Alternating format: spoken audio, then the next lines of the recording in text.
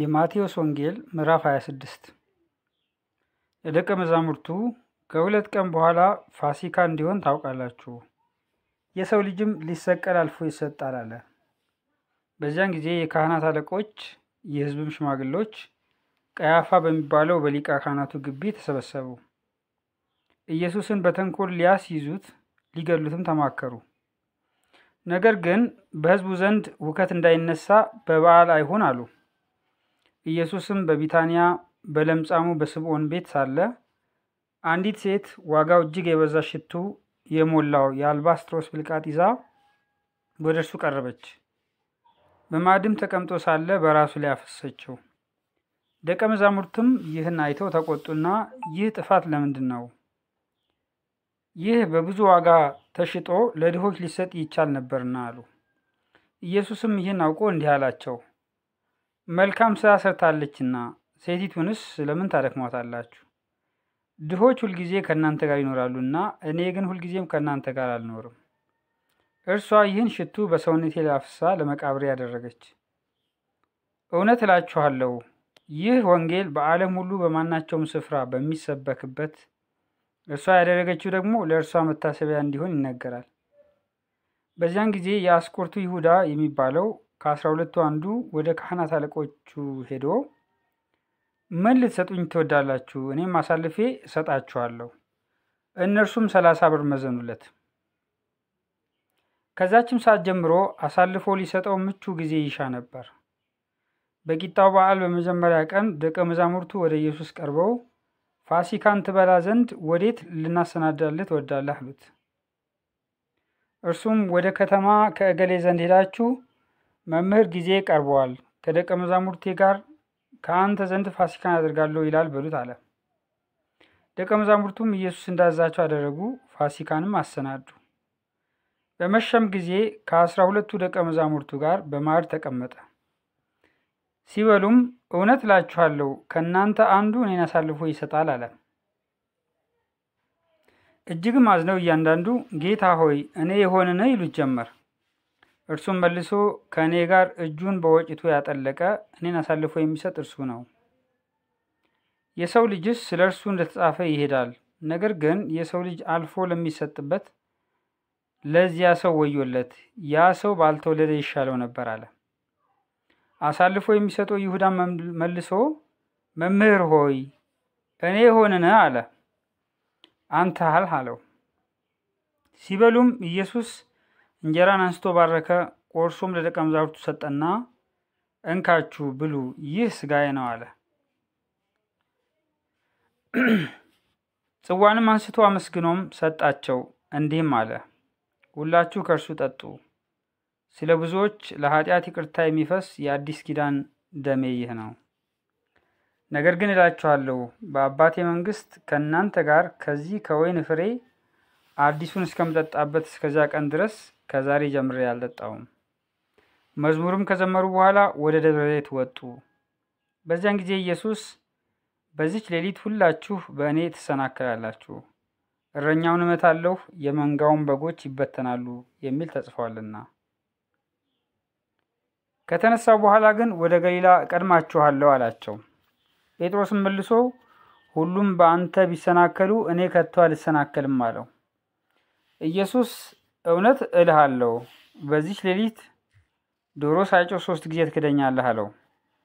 ጴጥሮስ ከአንተ ጋር መሞት እንኳ የሚያስፈልገኝ ቢሆን ከቶ አልክድህም አለው። ደቀ መዛሙርቱ ሁሉ ደግሞ እንደዚሁ አሉ። በዚያን ጊዜ ኢየሱስ ከእነርሱ ጋር ጌቴሰማኒ ወደምትባል ስፍራ መጣ። ደቀ መዛሙርቱንም ወዲያ ሄጄ ስጸልይ ሳለህ በዚህ ተቀምጦ አላቸው። ጴጥሮስንም ሁለቱንም የዘብዴዎስን ልጆች ወስዶ ሊያዝን ሊተክዝም ጀመር። ነፍሴ እስከ ሞት ድረስ እጅግ አዘነች፣ በዚህ ቆዩ፣ ከኔም ጋር ትጉ አላቸው።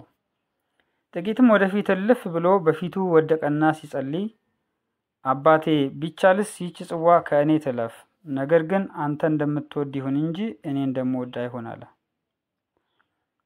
ወደ ደቀ መዛሙርቱም መጣ። ተኝተውም አገኛቸውና ጴጥሮስን እንዲሁም ከእኔ ጋር አንዲት ሰዓት እንኳ ልትተጉ አልቻላችሁምን? ወደ ፈተና እንዳትገቡ ትጉና ጸልዩ። መንፈስስ ተዘጋጅታለች፣ ሥጋ ግን ደካማ ነው አለው።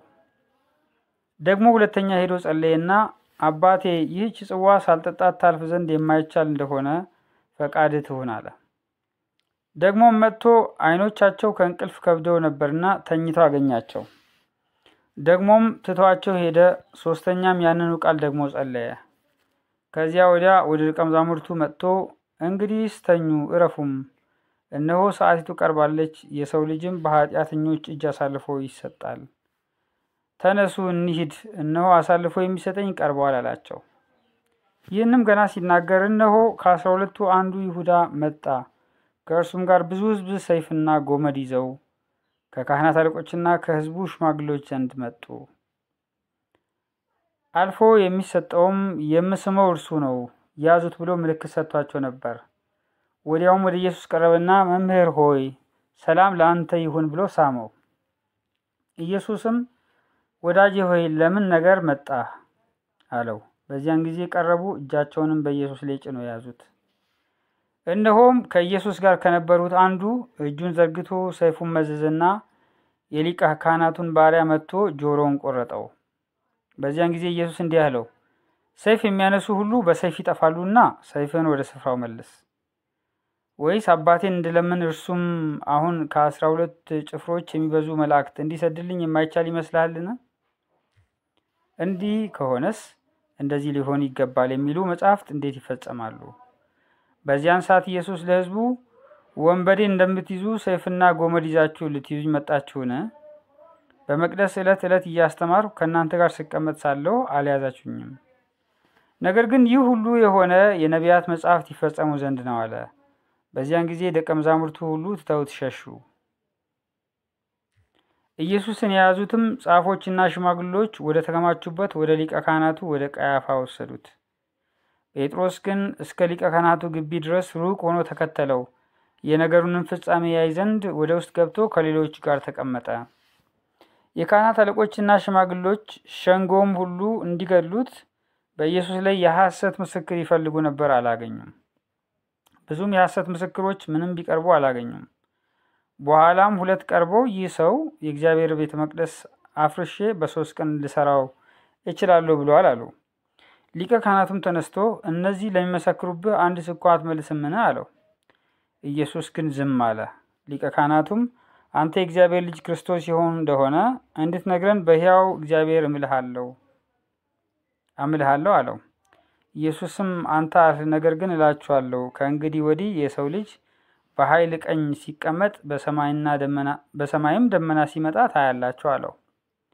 በዚያን ጊዜ ሊቀ ካህናቱ ልብሱን ቀዶ ተሳድቧል፣ እንግዲህ ወዲህ ምስክሮች ስለምን ያስፈልገናል? እነሆ ስድቡን አሁን ሰምታችኋል፣ ምን ይመስላችኋል አለ። እነርሱም ሞት ይገባዋል ብለው መለሱ። በዚያን ጊዜ በፊቱ ተፉበት፣ ጎሰሙትም። ሌሎችም በጥፊ መተው ክርስቶስ ሆይ በጥፊ የመታህ ማን ነው? ትንቢት ተናገርልን አሉ። ጴጥሮስም ከቤት ውጭ በአጥሩ ግቢ ተቀምጦ ነበር። አንዲት ገረድም ወደ እርሱ ቀርባ አንተ ደግሞ ከገሊላው ከኢየሱስ ጋር ነበር አለችው። እርሱ ግን የምትይውን አላውቀውም ብሎ በሁሉ ፊት ካደ። ወደ በሩም ሲወጣ ሌላይቱ አየችውና በዚያ ላሉት ይህ ደግሞ ከናዝሬቱ ከኢየሱስ ጋር ነበር አለች። ዳግመኛም ሲምል ሰውየውን አላውቀውም ብሎ ካደ። ጥቂትም ቆይተው በዚያ ቆመው የነበሩ ቀርበው ጴጥሮስን አነጋገርህ ይገልጥሃልና በእውነት አንተ ደግሞ ከእርሱ ወገን ነህ አሉት። በዚያን ጊዜ ሰውየውን አላውቀውም ብሎ ሊራገምና ሊምል ጀመረ። ወዲያውም ዶሮ ጮኸ።